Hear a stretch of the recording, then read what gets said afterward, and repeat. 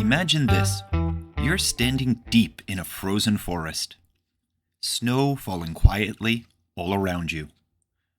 The air is still. The trees are tall and dark. You're miles from the nearest village. And suddenly, you hear it. A low, rumbling growl that seems to shake the ground beneath your boots. You turn your head and see two glowing eyes in the shadows. It's an Amur tiger, one of the largest cats on Earth. And tonight, it's hunting. But this time, the tiger isn't after deer or wild boar. It's after revenge.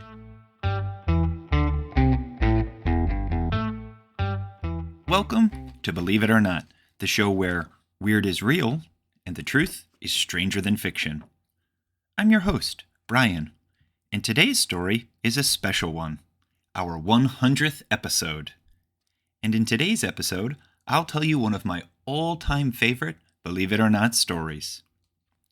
In today's episode, we're heading to the frozen forests of Russia's far east for a true story that sounds like something out of a movie.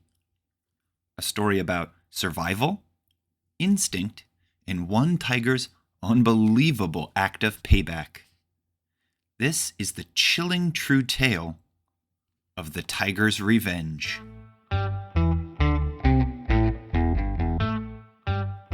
The story begins in a wild, snow-covered corner of Russia, near the border with China and the Pacific Ocean. One of the most biodiverse places on Earth. In this region, subarctic animals like wolves and reindeer live side by side with creatures from warmer climates, including the mighty Amur tiger. Amur tigers, sometimes called Siberian tigers, are the biggest cats on the planet. They can grow over 10 feet long, weigh more than 500 pounds, and can leap 25 feet in a single bound. One scientist once said that when it comes to jumping, a tiger can go as high as it needs to. For centuries, people and tigers shared these forests in peace. They hunted the same animals, deer, boar, elk, but rarely bothered each other. That delicate balance changed one freezing winter in 1997. In a small snowy village, a hunter named Vladimir Markov made a dangerous mistake. He was a poacher, someone who hunted animals illegally. One day, while tracking game, Markov came across a tiger's fresh kill, a deer. Instead of leaving it alone, he decided to take it. Big mistake. Before he could drag it away, the tiger appeared. Markov panicked. He aimed, fired his gun, and wounded the tiger. Then, he ran. What happened next is one of the most incredible examples of animal intelligence ever recorded. The injured tiger followed Markov's scent through the forest, step by step, for miles, all the way back to his cabin. It did this despite fresh wounds and dripping blood. Once there, the tiger didn't attack right away. It investigated.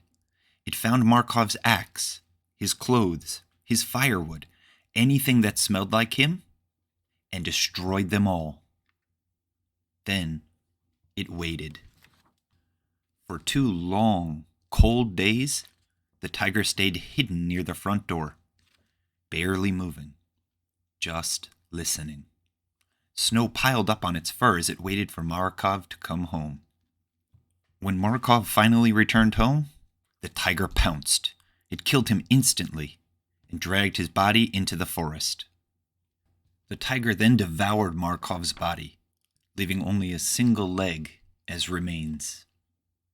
The tiger had remembered, planned, and carried out its revenge. Locals believe this wasn't just an animal attack. It was a message. To the people of that forest, it meant respect the tiger or face the consequences. As news of the attack spread, that's when a man named Yuri Trush entered the story. He was the leader of a special team called Inspection Tiger, a group of rangers who protected both tigers and people. Now, he faced a terrible challenge. He had to track and stop the same tiger he had sworn to protect. Trush followed the tiger's trail through the frozen valleys and thick pine forests, piecing together what had happened. He saw the claw marks on trees, the destroyed belongings, the footprints in the snow, each one telling the story of what the tiger had done, step by step. And after it was discovered the same tiger killed a second man in the woods, it became a dangerous game of cat and mouse. Except this time, the mouse was human. Finally, Trush and his team found the tiger deep in the wilderness. They realized the animal wasn't acting out of hunger. It was acting out of pain and anger. And when they confronted it, they had no choice but to stop it before it hurt anyone else.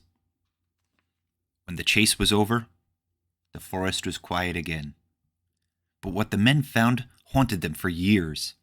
The realization that this tiger had remembered, planned, and carried out a deliberate act of revenge, unlike anything scientists had seen before.